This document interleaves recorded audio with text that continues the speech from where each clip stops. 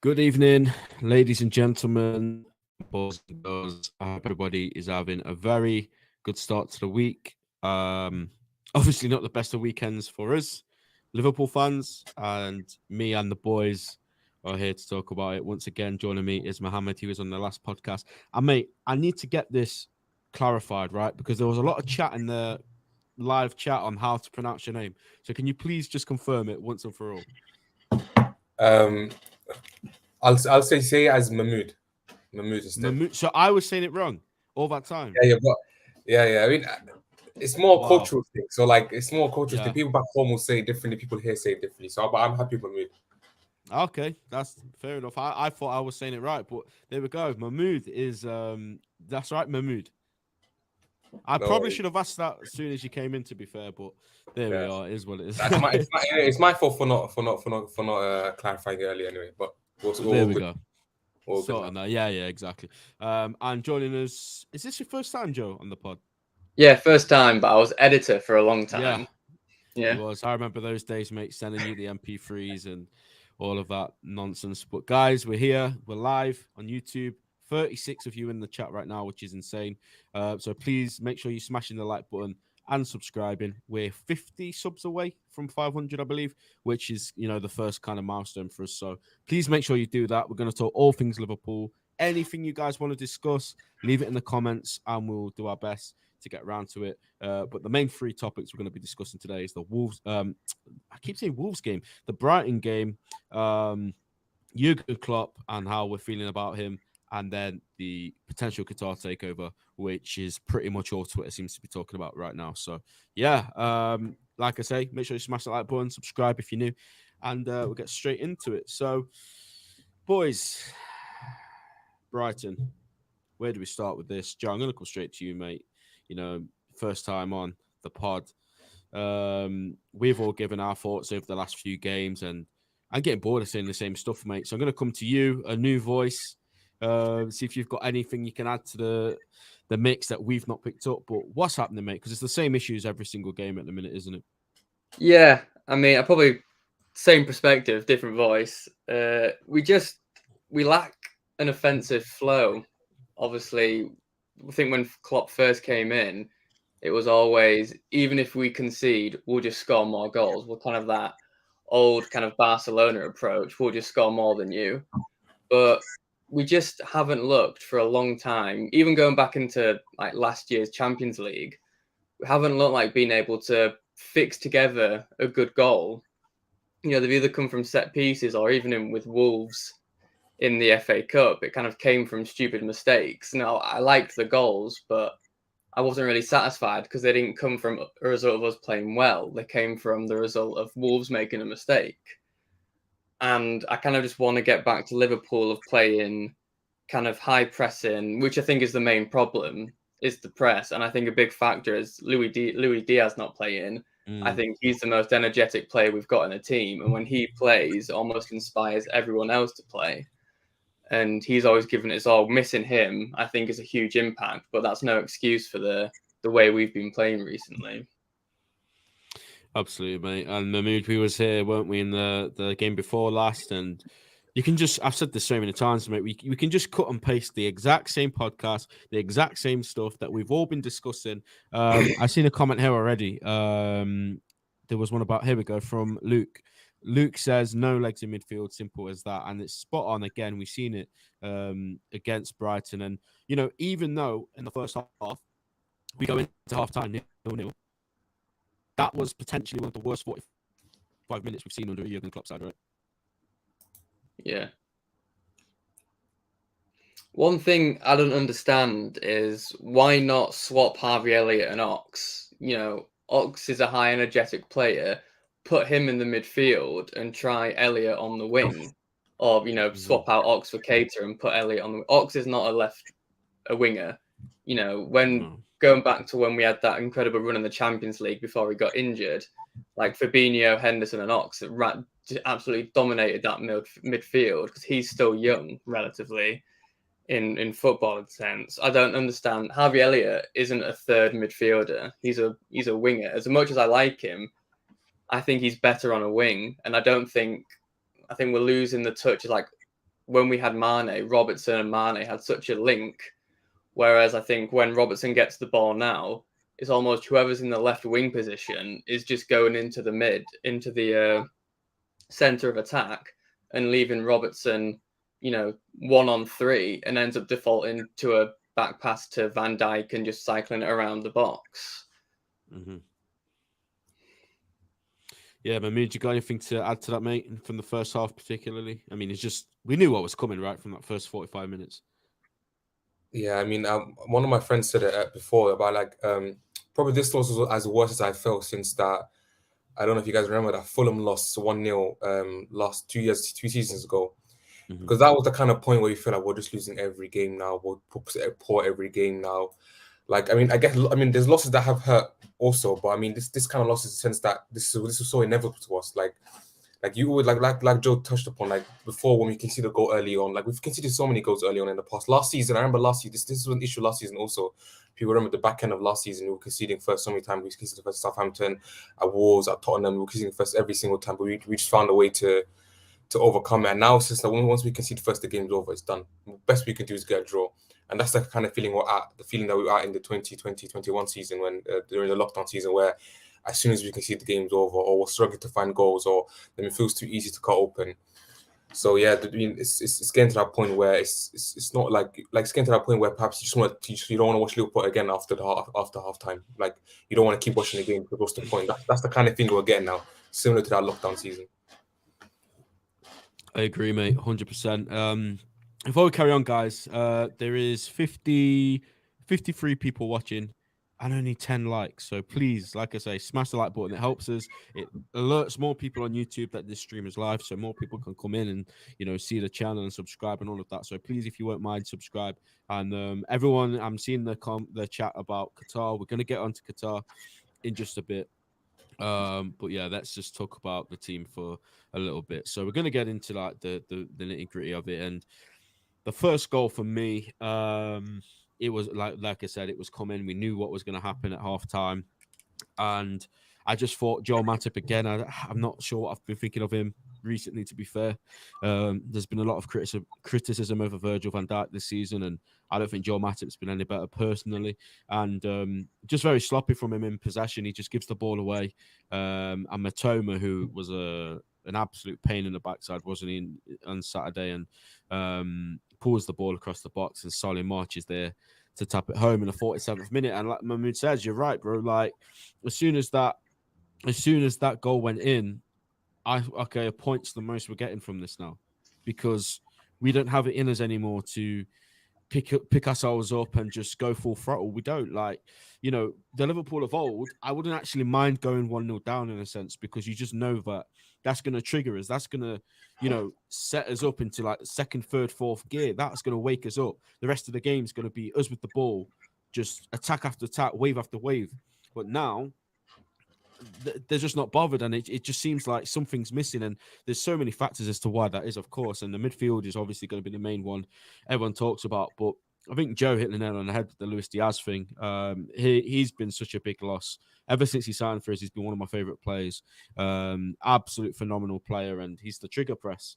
He starts it all from the front. And I think that's what we was always amazing at with the OG front three of Mane, Firmino, Salah, just pressing from the front. Forcing defenders into mistakes, and we just don't really see that anymore. I mean, Nunes does it, to be fair, but I don't know. It just seems off. So we'll see what happens. The midfield situation doesn't help. But Joe, when that first goal goes in, mate, I'm right, aren't I? It was just a case of like, well, we're probably not going to win this now.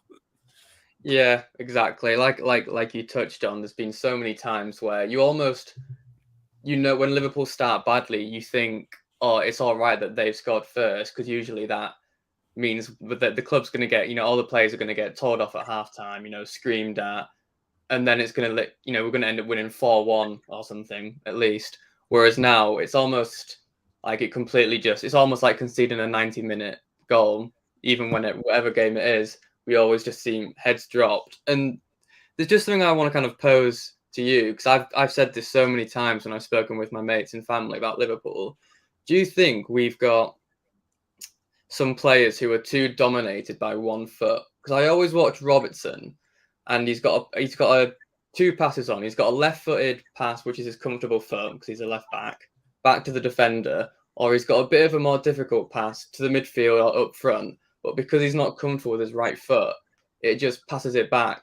And same with Salah. I think Salah's so now predictable that he wants to go on his left foot. And I know he scored some brilliant goals with his right foot, especially against like Man City. But I just think we've lost a certain risk take in our players, which I think younger players, I'd rather lose taking risks than just constantly seeing, we're not going to do that. I'll pass it back to the defenders and we'll just keep recycling it around. I just want to know what you guys think. Do you think we've got too many players who just go back to comfort of one foot? I think it's just a system issue, I guess. It's an organization issue. When you have a front three that has never played with each other before, the pressing's off, the chemistry off, they don't know where to go to. I mean, Liverpool was so good. I mean, one of the things that made us so good back in the day is that we had a clear first 11, or we had a clear system, a clear organization structure, in the sense that our front three was nailed on, our midfield was nailed on, our defense nailed on, and that allowed us to create so many automatisms, in the sense that we had so many clear passing triangles or clear ways to attack, etc. And that made us so good. Whereas I know City have all their plays, etc., but the way they play is quite different. With us, we had a clear way to play, a clear way to press. And I think Klopp touched on it before, in the sense that the first line of defense starts from the front. Our first phase of play starts at the front. And when the front three is that they don't have that chemistry yet, they haven't bonded with each other yet. Of course, the whole thing's going to be off. I mean, people blame the midfield a lot, and deservedly so also, but people have to remember why people are so easy. It's so easy for us for the opposition players to get into the center of our pitch in the first place, and that's because the front three is just completely off. Also, we just cannot defend properly from the first line. The midfield is off, and then you have the defenders who are constantly exposed to transitions. So I mean, what made us so good? What do people associate with Liverpool? It's the counter press. Like as soon as we lose the ball, we win the ball back instantly.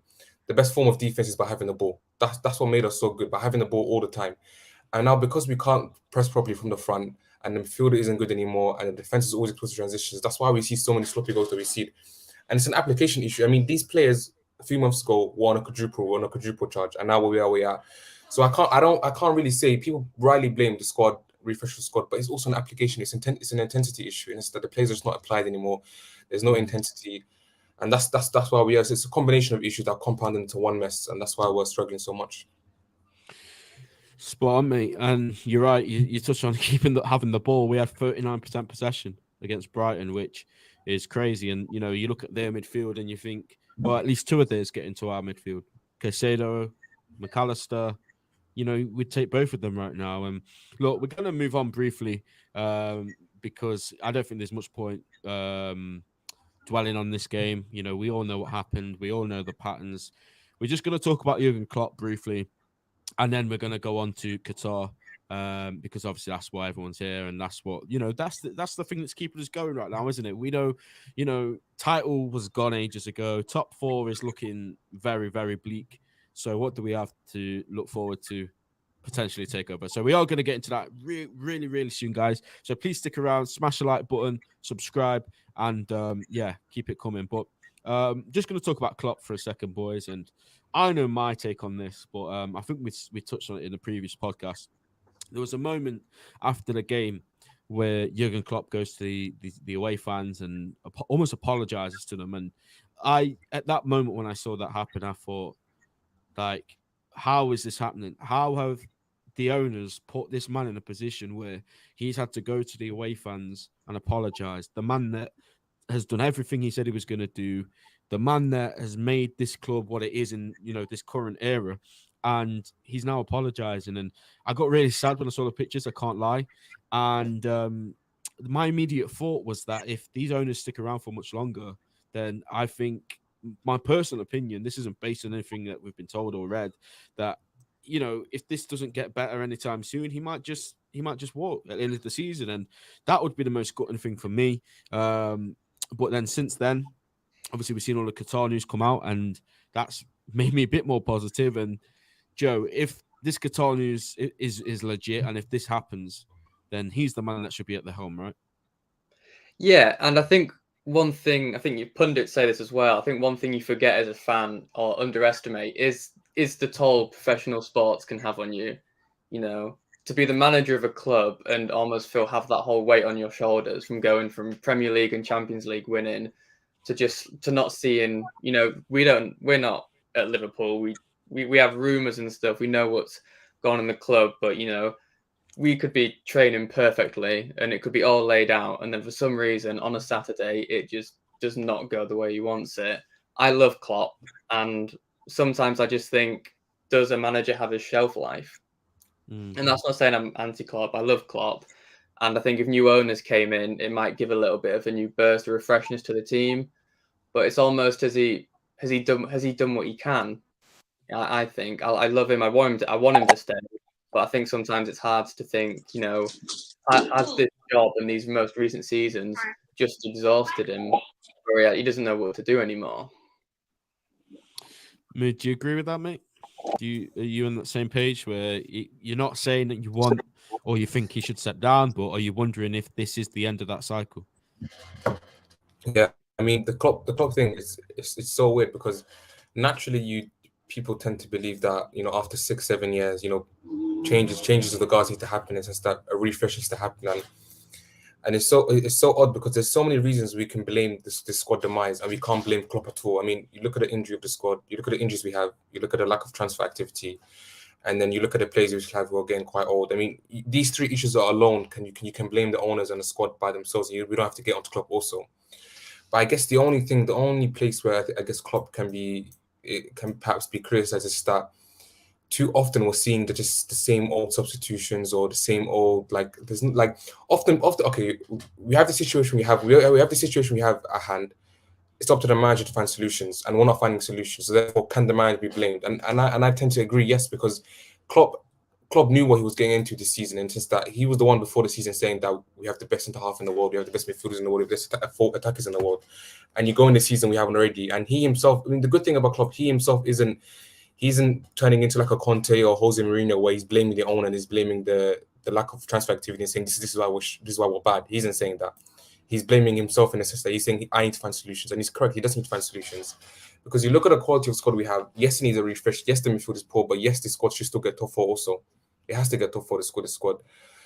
Therefore, I guess if we don't get top four, if we do continue to struggle, and not only do we struggle not getting results is one thing, but if we continue to struggle as bad as we have, and we still don't find solutions, then I guess Klopp deserves a criticism, in my opinion.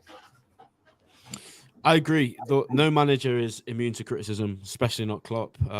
He's done so many things this season, and even in that game at the weekend where it's left us scratching our head. So he's not immune to criticism. But I've always said, if we can't give this manager what he wants, I wouldn't blame him if he did go to one of these clubs that has all this money and to see what he could do then. And now we might become that club, which we're going to get onto right now. It goes without saying for me. And John, as for some reason, asked us if we've all been to Anfield. I can only speak for myself. I've been many times. I'm going to the Wolves game tomorrow night as well. And I love the man. And I wouldn't want any other man in that stadium on that sideline leading this team. And I just want to see him have a go if these new owners come in, and to see how he gets on. So that's me. Anyway, boys and girls in the comments, let's see how many likes you're on before we start talking about Qatar, because there is a rule. You have to like the button. You have to like the stream. We're on 28 likes. There's 108 of you in here right now. Come on, guys, please smash the like button. Help us out. We're on 471 subscribers, so you've absolutely smashed it there. We've got loads more subscribers on today's stream, so thank you very much for that. But please leave a like button as well. That would be incredible. I'm gonna share a tweet. You guys, if you're following it, how do you like the stream? There's a little thumbs down, but thumbs up button, not thumbs down. Don't press that. Just below. If you click the thumbs up, that's a like, bro. You guys, if you're following TAT with your notifications on, which I'm pretty sure everyone in here does, you would have seen this tweet recently. A formal bid for Liverpool is expected next month. This is from Sam Wallace, very reliable. And we was like, okay, fine. A bid's going to go in, probably American, maybe some sort of consortium, minority stake. I don't know. And then this comes out. And sends Twitter into absolute meltdown in a good way.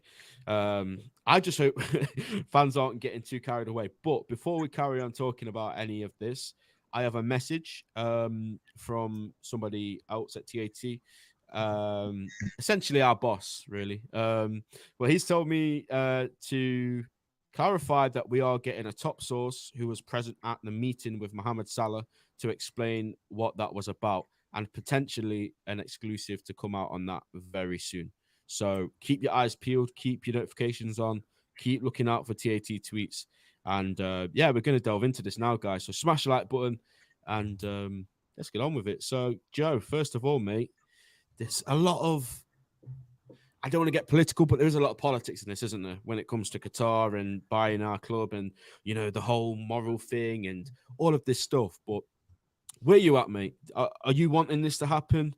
Are you not? Like, just explain to me, mate. If Qatar or I don't know who the guys are, their names off the top of my head, but if they come and bought our club and we're sold and we're now one of the biggest, the most richest clubs in the world, not biggest, we already are that, but if one of the most richest clubs in the world, mate, would you be happy with that?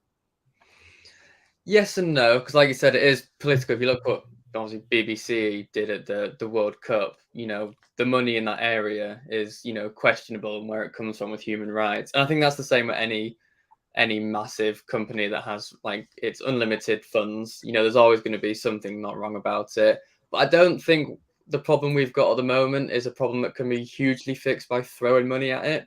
You know, I'm not personally, I'm not a fan of that. I think the signs of like a good club and a good manager can almost work with what you've got. But obviously, you need to keep building on that.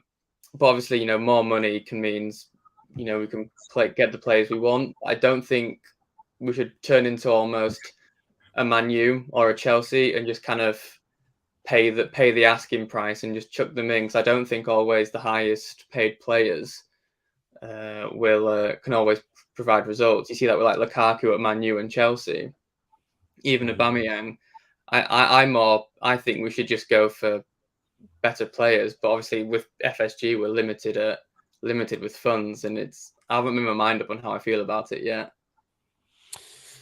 Yeah, that's fine. That's absolutely fair. You know, there's a lot that we need to learn, and you know, like you say, mate, there's every single owner, even our own, there will be controversy and there'll be ways that they've earned their money, which I won't agree with, or that someone else won't agree with, and everybody, you know, has their own opinion, of course. But I'm not educated enough on that matter to discuss it. Obviously, you know, a couple of things, but we're just going to try and keep to the football side of it for now. And, you know, once we've done more research and stuff, we'll be able to give it a, you know, a bigger look. But yeah, Mahmood, there's a comment. I get this tweet off now. Everyone's read this. It came out yesterday. There is a comment that I just seen. Here it is from Jono. LFC fans, you either get on the train where football is going, or you get left behind and keep your morals. Football morality has long been gone. Give me that oil money or any new money. What are you saying about that, mate? Do you agree with that? I mean, I agree with the sentiment. It's just that football sold out a long time ago, back when the Premier League had its revolution in '92, where we had the Sky deal and Rupert Murdoch, etc., who's also a questionable figure. Football sold out a long time ago, and I guess when people accept in that deep down that we're not the moral police and that we're not people who can control these things, all we can do as individuals is just reflect on what we can control and what we do and how we conduct ourselves, and hopefully that everything else out there adjusts accordingly also. But at the end of the day, we're not the moral. We have to just focus on ourselves deep down as individuals anyway. So I guess on this Qatar thing, I can't really comment on it either. I can't really comment about what Qatar does, etc. And Jono was right in the sense that you look at Chelsea, you look at the American owners, you look at Manchester United, who also might be bought by a state in the Middle East, and you look at Manchester City, the clubs who are winning a lot of trophies, the clubs who are big. These are countries backed by big states, and we have to accept that if we want to be a club that spends loads of money every summer, if we want to be a club that can buy a midfielder or buy the Bellingham in the summer, etc., and compete at the top level, we have to have resources. We have to have that, and so I guess I would myself welcome Qatar investment because it's the best thing for the football club. But I do get the debate, the questions around does where the money come from matter, and I guess the only thing I can say, like I said, is that we can't control these things, unfortunately, and all we can do is just keep talking about it, keep the discourse around it, keep the debate around it. But deep down, we can't control it because we don't have that fundamental structural power, sadly. Of course, mate. It would be a wonderful thing, wouldn't it, if this world was full of billionaires that got it through doing good things and that did it through helping people. But fortunately, we don't live in that world, and that world doesn't exist. And like you say, mate, we've got to think of our football club, and of course, we've criticised how other clubs have done it, like City, the not so noisy neighbours, and all these other clubs. But I think this is the whole point. It's going to a point now where we do join them or we do get left behind, because you've got City, you've got United, you've got Chelsea, you've got Newcastle now. Arsenal are splashing the cash. I think in the last few years, even Villa has spent more money than us. So the proof is in the pudding that these teams are catching up in terms of our spend. And, FSG, I was speaking to my brother about this yesterday. If they leave the club now, if they walked out tomorrow, handed the keys over to a new owner, I think we've got to sit here and say, they did a decent, good enough job, right? They came into the club when we was like very short period of time away from not being a club. Their policy worked to get us to where we are today, 100%. But once we got there, I think that's when we started to see it, having its flaws and delivering every single trophy there is that we wanted to win under Jurgen Klopp. Of course, I think he did carry the owners in some seasons of that. I think he definitely overachieved with some of the stuff he had to work with. But if they hand the keys over right now to somebody else, then I do believe that they did a decent enough job and we can move on and look onwards and upwards. But if they stay around for too long and outstay their welcome, I'm afraid we might be in a situation where we just fall completely off it. Like, not even just a little bit. We're seeing it now this season. Look how far away we are from the likes of Man United, who last season we did them 9-0 on aggregate across two games. And this season, they look way better than us. So we're already seeing the drop off a little bit. But there's a Liverpool fan that I just seen in the comments here, because there's also this thing on Twitter where Scousers and local fans, they don't welcome this. And we've got a comment from Superfly. Mate, I'm going to butcher your name. I'm so sorry. But he says, Qatar owned. Been a fan since 1992. I'm just assuming he's a Scouser, by the way. He might not be. I'm very liberal and I fell in love with the ethos of the club. Stood by the club through thick and thin. So I'll speak for everyone when I say, show me the money. There we are. People are for this move. And I think, like we've said, mate, we just need to look at the football side of things and think about our club and where this goes from here. Because, I just want. I'm going to ask you boys, what do you want if these guys do come in? So, Joe, if these guys come in, if this bid happens and it's accepted, and we're going to get these Qatar owners in, what are like the main things you want them to do? Like, is it just go out and splash the cash like Todd Bowley, or do you want to see something else? Not necessarily splash the cash. I think one thing that's always gone for us is we've got the way we do transfers. We're incredibly smart at doing it. We don't stupidly overprice. The deal we got for Thiago. With fair enough with like Nunes, we went quite high for, and obviously selling Coutinho all those years ago, we were able to use that money to fund Alisson and Van Dijk. So I think obviously now we've got the policy of we have to sell in order to buy. I just think maybe having some more money, providing that we don't have to necessarily sell to buy, because let's say we get Bellingham, or who's priced at 150 million at the moment. It's either one player in Bellingham for 150 million, or could you possibly split that 150 million up and get some, other players? Because I don't think one midfielder fixes the midfield situation. I was looking at some of my favourite players who are quite cheap. If you look at like Almiron for Newcastle, he only cost 21 million from the MLS. Elise, who I quite like at Crystal Palace, only cost 8 mil. Caicedo only cost 5 mil. So there are good players for, decent prices. And I think we don't want to get to a point where I think we wait until they're really good to buy them, which obviously inflates the price tag. You wait for a player. I think Caicedo is now rated at 65 million. I don't know. I'd like just to see them come to the club and with Klopp just identify, this talent rather than have it go to another club and then end up paying the higher price for it. And I understand that, if we get them before they say, for example, they go to a Brighton or something, they end up just getting loaned out. So I'd rather just trust in young players and try and play through it rather than just, spend so much money on one player rather than just completely rebuild the midfield. Yeah, I agree, mate.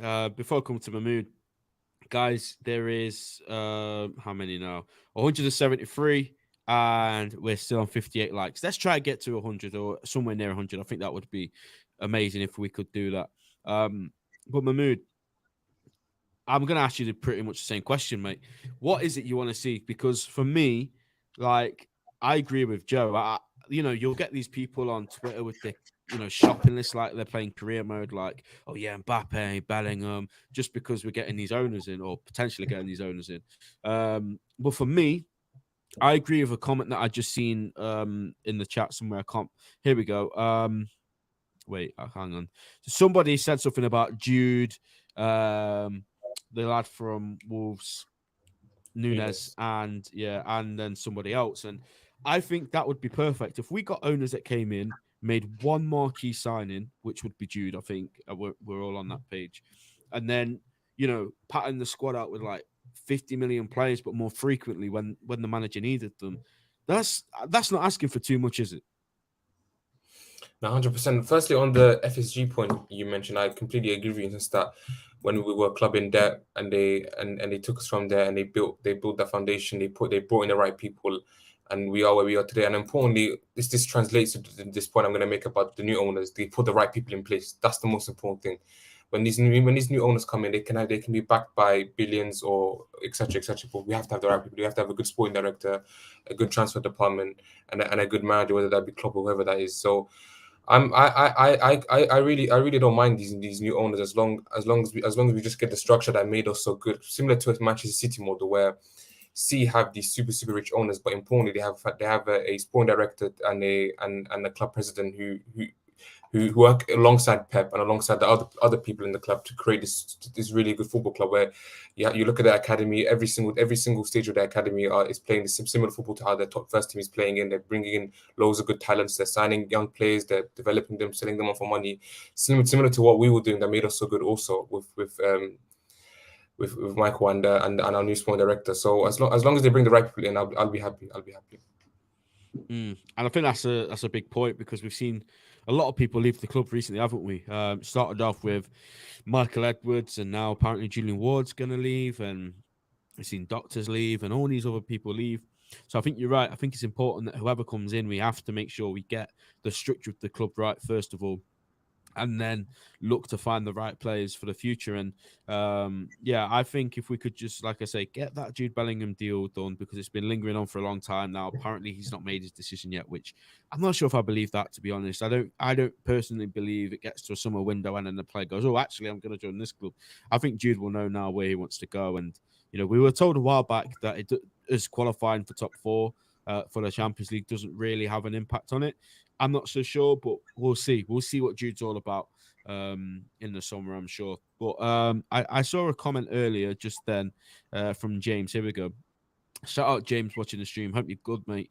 We do not want a sports washing project. I bet these lads have been slamming the likes of City for years. Hint of a similar project at Liverpool, and they can't wait to wave them in. Shameless. I mean, for me personally, yes, I have done that. But like I keep saying and emphasizing, what's the alternative? Is it to stay the way we are right now, where the manager doesn't get backed, we don't improve the squad, they're just happy to go out with the same midfielders we've had for 5 or 6 seasons? Look, if you can get me whoever can offer that kind of money and isn't a sports washing project, or I'm not saying you're saying this, James, but some people would say, oh, this guy's more moral, then fine, get me someone that does that, no problem. It's not just because it's Qatar, it's not just because, who they are. I just need this club to have the money that we deserve to have, and if they're the people that are going to supply it, then fair enough. That's the way it should be. Go on. Just want to say something then. No, get a bit of I think I got a bit of feedback. But yeah, do you guys have anything to add on the Qatar thing? Yeah, I mean, pretty much as what you were saying in the sense that this is the new era we live in. This is the new football dynamics that we live in. That clubs who compete at the very top, clubs who are always there, arriving every single season at the top of the Premier League, being in the Champions League. These are clubs backed by rich owners. And the way we are, FSG have done everything they can to bring us to, not everything, but they've done what they've done in their capacity, they believe so, to bring us to where we are now, where we're at a position where we have a top manager and a decent level squad. And now it's about how do we stay at the top? How do we keep refreshing? As that classic Fergie going, just that you build up, you strengthen when you're at the top. And how do we do that? We have to have owners who are willing to continually invest. You look at what Manchester City do every season. Every day they got to a point in 2017-18 where they signed loads of players in one window. Bernardo Silva, Mendy, the new keeper, and now they're in a position where each summer they're not spending £300 million each summer. Rather, they're just adding pieces, adding one or two players. You had Grealish last summer. You had Cancelo one summer. You had DS the other summer, where they just continue just refreshing the squad, and that enables them to compete. Nobody's asking for a situation where FSG spend 500 million each summer, ultimately 250 million each summer. We're asking for a position where we just keep refreshing. We bring in that extra midfielder each summer. We bring in that extra defender each summer. We bring in that extra forward each summer. That's how Man City stay at the top, and that's the kind of model we need to move to. Joe? Yeah, I completely agree there. I think in my head, I'm a fan of like the Leicester story, and I think I always want that kind of, a team that has won purely because they've scouted some good talent, and for the sake of it, they've worked together and they've ended up winning the league. But in modern day football, that only happens once every so often. That's we have to look at the way football is going, and I agree what was said there. It is about kind of a combination of getting a building of squad, refreshing it and combining it with like homegrown talent, like Phil Foden, for example, at City. It's about kind of adding talent around him, or adding talent and then bringing up your homegrown players, and just keep like repeat the point, just refresh the team, because we have got an aging midfield. Mm-hmm. I'm not kind of saying everyone go out, but you don't know if adding one player in there, Bellingham, for example, does he completely revitalise that team? Does Henderson start playing better? Does Fabinho start playing better? You don't know, but it might help. Yeah. Yeah, I agree with everything you've both just said there, and we're gonna move on. And look, let me just emphasize, the Qatar stuff. Anything you guys need to know, if as soon as TAT know or find out any more info, then we will tweet it like 100%. It will go out, and just make sure you still follow and make sure you've got your notifications on. And we're constantly trying to get more stuff, every single day. And I'm not just saying this because I'm part of the team now. I'm an admin. I'm the pod host, but TAT was always the best for me. Even when we had nowhere near the followers we have now. Before I got involved, I was just a normal follower like you guys that are watching the stream now. So that was how I always got my news for Liverpool. TAT notifications on is the way to go. And you can be rest assured that as soon as we get more stuff about this deal or potential deal, then we'll bring it to you 100%. So we're just going to close off the pod now because we need to move on. I think there's not really much more to say about Qatar. Everything that is out there right now is the latest update. And let me just say as well, I don't believe it's done, and I think we've made that clear on Twitter that it's not done. So people that are saying like it's done with a green tick and stuff, they're probably just after your interactions. So let's just see what happens. That's the message I think we need to put out there for now. But fingers crossed, everything goes well, and we can all have something to celebrate at the end of the season. So unfortunately, guys, Liverpool play again tomorrow. I hate to break it to you. And I was at work today, so I didn't manage to watch the conference. But I believe Klopp mentioned something about making changes, which does that have its benefits, Joe? Because we've seen these, this main set of players go out there. We fielded pretty much our strongest lineup available against them in the first time we played them in the cup, and they couldn't do it. So in a sense, are you kind of looking forward to seeing what some of the other guys might have to bring to the table? Yeah, like I said, I think playing Ox at left wing isn't the smartest decision. I'd like to see maybe him and Keita in midfield, just because they've got the energy and the kind of creativity on Keita's side, and especially with him going, I think Keita is one of those players, who gets the ball in his feet, and his first instinct is to turn around and try and push the team forward. I hope he plays. I want to know what the Carvalho situation is, because he's not made an appearance for a while. And this, thing is, we're so limited up front. I'd like to see, is it Doak play? Just kind of give chance. We're kind of stumped with the injuries we've got, and I'm not kind of saying we're an injury-riddled team, but when he says mix things up, it's does he change the formation, or does he just swap in a few of the players? I'd like to see Ramsey as well. Have a go at right back. I don't know if FA Cup second round replays the game for it, because if we lose, we're out. But at the moment, we kind of just need anything that can give us momentum, really. Yeah, I agree. And Mahmood, what are you saying about this, mate?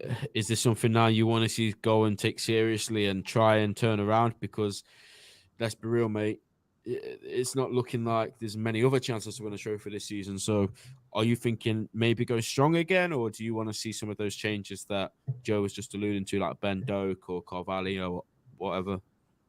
I mean, I'd be happy for changes, because after the Brighton game, I don't think it can get any worse. I mean, it's practically impossible for the team to play worse than how they did on Saturday. So, I mean, as long probably new faces and probably younger players, we might help from that, because one of the issues, like I mentioned, as to why we're struggling, is application intensity, and perhaps younger players who haven't had the chance yet, perhaps them having their first game in a while, perhaps that would give us that fundamental that we need, which is that intensity and that application. So yeah, I would welcome changes. And yeah, you touched on it about the FA Cup being our only chance for a trophy, but for me, still the bread and butter is the top four, because if we don't get that top four this season, I think that does heavily impact our ability to sign better players, good players this summer, and it might give us a disadvantage. I mean, people talk about reputation and the club being as big as it is, but if we don't get the four, I mean, I can see loads of players. Perhaps, I mean, I can see perhaps if we have a transfer target list or a short list, I can see that being cut simply because we don't get top four. So for me, if Klopp is doing it for the sense to get top four, I 100%. I mean to change the team so we can compete against Chelsea on Saturday. 100%. I'd back it, because that fundamental for me is top four. I agree with both things that both points. The top four is if we can't win the league, we can't win the Champions League, I'd much rather get top four than win any of the other trophies. But I also feel like there is something special about the FA Cup, and I know it gets disrespected quite a lot. But I believe we should have the squad good enough to win an FA Cup and get top four. I mean, look at last season. I know we lost Mane, but apart from that, we've only really added to it. And I know injuries haven't been on our side yet this season, but I'm just hoping that if we can scrape through tomorrow by maybe making a few changes, maybe giving Ben Doak a go and seeing how we can do, by the way, because Ben Doak, I've seen him a couple of times now at the games, and when he comes on, he looks like a breath of fresh air. He looks like the one winger we have right now that isn't scared to go against other players, and he just constantly wants the ball. He wants to constantly take it past players, and he's just kind of fearless in a way, and I really hope he starts tomorrow. But on the other hand, I want to win the FA Cup. So again, I don't know what we do. We have a big game at the weekend, of course, against Chelsea. So it's a sticky one. I personally believe Klopp will prioritize the Chelsea game, like Mahmood said. I think there's still an off chance we could get top four. I think if it goes any more than 8 or 9 points, you're probably thinking it's gone now. But we've seen what this team and this club can do in the past when it comes to turning it around. What were we in 2021? How many was that? Was like 11 off, was it, at some point? I can't actually remember how much it was exactly. But we was a long way off, and we had to almost be faultless in the last 10 games. And do I see Liverpool this season going on that kind of run? No. But, you'd be a fool to write us off. That's all I can say. And, like Mahmood said, really, it can't get any worse than what we've seen right now. So you would think at some stage we will turn it around, whether that's personnel, whether that is dipping into the transfer market, despite Klopp's stance being perfectly clear that we're probably not going to do that again this month. We can only hope as fans. And, tomorrow I do want to see performance. I want to see players like Carvalho and Doak and Elliott and maybe a couple more others that might be more first team senior players as well, just so you're not having a whole youth kind of setup. And I want to see him go for it and win the game. And I think it might be unlikely because in the first game, like I say, we played a very strong team against a rotated Wolves team, I think it's fair to say, and we couldn't get the job done. So it'll be interesting. But guys, we're going to leave it there for now for this week's TAT pod. We'll be back some point again this week, to be fair, after the Wolves game and the Chelsea game, of course. And yeah, guys, make sure you're smashing like buttons. Make sure you're subscribing. The podcast is available on Apple and Spotify. So if you'd rather listen to it when you're out and about, you can go and follow us on there as well. But guys, listen, hopefully good news to come very soon. We'll keep you all updated. And yeah, take care, people, and we'll see you.